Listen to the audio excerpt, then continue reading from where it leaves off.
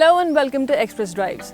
Now, the scooter segment in India is gaining better momentum than it did before, a fact that is evident in the rise in the number of products present today. TVS too has had a great run so far and is now hoping to up the ante with this, the new Ntorq 125.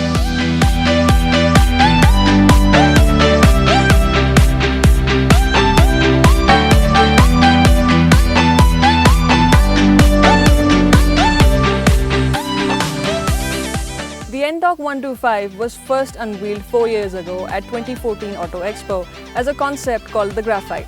Now it is very much a reality and is by far one of the most feature-loaded scooters in the country. The first feature to talk about is the navigation. This is the very first time that a scooter is featuring something like this, something so convenient like this in India. Then there is your smartphone connectivity, as the badge suggests right over here. It says Smart Connect. So all you have to do is download an app on your smartphone, connect it to your scooter using Bluetooth. You feed your destination through the app and this will give you turn-by-turn directions. So say, go 200 meters straight, then take a left after 300 meters. It's going to give you directions like that. It's going to go show you arrows. If you've skipped your turn, it will also tell you that you've skipped it. So it will reroute your plan. TVS says that the design of the Ntorq 125 has been inspired by a stealth aircraft, and it certainly is quite sporty to look at. If you notice at the front, the edges around the headlamp are quite, sharply designed. The headlamp, by the way, which is LED and also features DRL. I must also mention the tail lamp, which is also LED, very tastefully designed, and the sides, which look like air vents. Well, it's a design feature, but definitely looks good. I must say that I am happy to see TVS bring their TVS Racing into their mass products, something we also saw in the Apache 310RR. And even with the Ntorq 125, it gets, design inspirations from TVS Racing badges as well. Now, everything that you see here is oriented towards a very sporty appeal. The convenience features on board the Ntorq 125 have been very well thought over. It features an engine kill switch, which is not something you see regularly on scooters. It features the external fuel filler cap, which is signature for TVS scooters. The storage space you get is quite ample. It gets a section separately if you have to place, a small bottle or something. And the best part of it is TVS have added a little lamp. So you're in a parking lot which is not very nicely lit, but you have your own light. Besides this, you get a little hook up front to hang your little handbag maybe.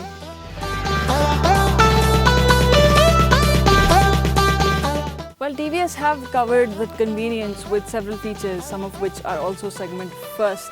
The most important bit here is the instrument cluster, fully digital and very, very informative. Well, TVS have maintained that the Ntorq 25 is not a full-fledged performance scooter. But having said that, this is definitely a step towards it. Why I say that? Because on the instrument cluster, you get a lap timer. So, you do a lap, you time yourself, you try to go faster the next time. You also get a top speed indicator. You also get an average speed indicator. This may not be a full performance scooter, but the features that it has definitely puts it on a path towards it. Now let's talk about what's it like to ride the Ntorq 125. To begin with, it's got telescopic suspension up front. At the back, it gets a gas-charged monoshock, which is also something new for scooters like these. And combined with a seat which is wide and cushiony, it ensures a comfortable ride. Now let's talk about the smartphone connectivity feature that the Ntorq 125 has. This is something that we've seen in cars so far. You get a call and it flashes on the infotainment system in the middle. Now, what the Ntorq 125 has is that when you get a call on your phone, it will flash it on the instrument cluster. Now, there's a call or there's text messages, or if there are, 2 or 3 missed calls from someone, it will give you a notification that someone is trying to contact you. Then probably you can, park it at the side and call back. Now, while I say that you do get notifications for your calls and messages, I also have to mention that do not attend that phone call while you are riding. Always get off the flyover, find a nice spot, where it is not a bother for anyone else, and that is the only way you should take phone calls. Now let's do a brief walk through the smartphone connectivity that the Ntorq has on offer. You simply download an app on your phone and you have the data flashing on your screen, starting from the phone's battery life to your ride status to your lap time. Now, when you turn the ignition on and a successful connection has been established, it will greet you with your name. And on the app, if I can show you here, you can put a profile picture of yourself. It knows that we are in Hosa right now. If you change the mode here, it gets 2 trip meters and a sport mode.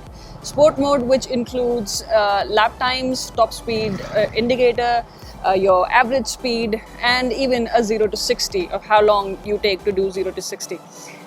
I'll bring your attention back to the app.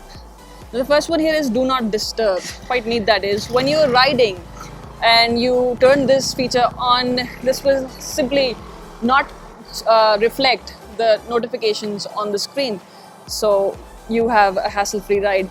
Then there's auto reply SMS. You turn this on and you can also customize this, so whatever call you're getting, you can send a customized message to them that you'll call them later or whatever it is you want to say. Then there's auto sync clock. Whatever the time your mobile phone shows, it will be exactly the same on the screen on your scooter. Then there's overspeed alert. So if you're going to give your scooter, say, to a friend or a young rider, and you want them to, well, stick to speed limits, you can change this the limits here. So you can set it whatever you want, say 80 kph, 50, 60. Save route is another feature. So you start your timer, you set off, and when you're done with the ride, it will remember where all you have been.